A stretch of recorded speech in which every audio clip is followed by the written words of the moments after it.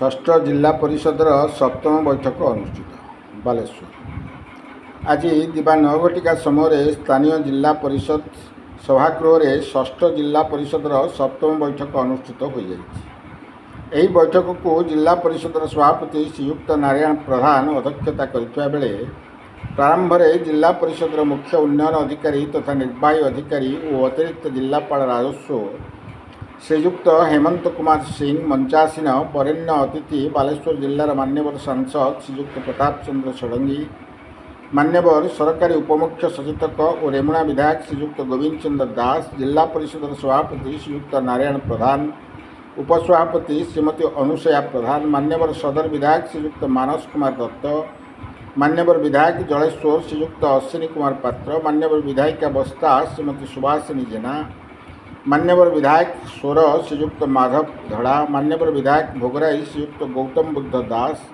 मान्यवर विधायक नीलगिरी श्रीयुक्त संतोष कटुआ, मान्यवर विधायक सिमुलिया श्रीयुक्त पद्मलोचन पंडा का परिचय प्रदान करी उपस्थित त्रिस्तरीय पंचायत राज विभाग निर्वाचित लोकप्रतिनिधि जिला स्तरीय समस्त विभाग पदाधिकारी और गणमाध्यम प्रतिनिधि मानू शुभेच्छा जणाई। तापरे जिला परिषद अध्यक्ष श्रीयुक्त प्रधान समस्त को शुभेच्छा जणाइबा संगे संगे जिलार विकास और लोकों समस्या उपरे गुरुत्वारोप कर सभा कार्य चालू करथिले। जिला परिषद मुख्य उन्नयन अधिकारी और अतिरिक्त जिलापाल राजस्व श्रीयुक्त हेमंत कुमार सिंह विगत बैठकर विवरणी अनुपालन और दृढ़ीकरण अनुजाई चलित बैठकर आलोच्य प्रसंगगुड़ी पाठ करथिले।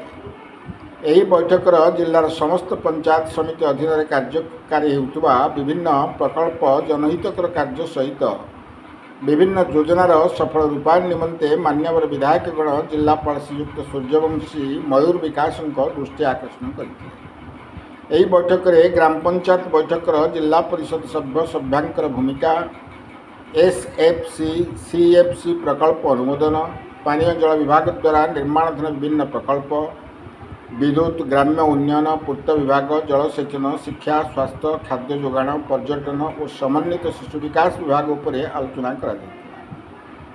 उक्त गृह में उपस्थित सदस्य मानक द्वारा आगत प्रस्तावित प्रकल्प गुड़िकर कार्य त्वरान्वित कर संपूर्ण एवं सफल करने निमंते प्रस्ताव रखिले।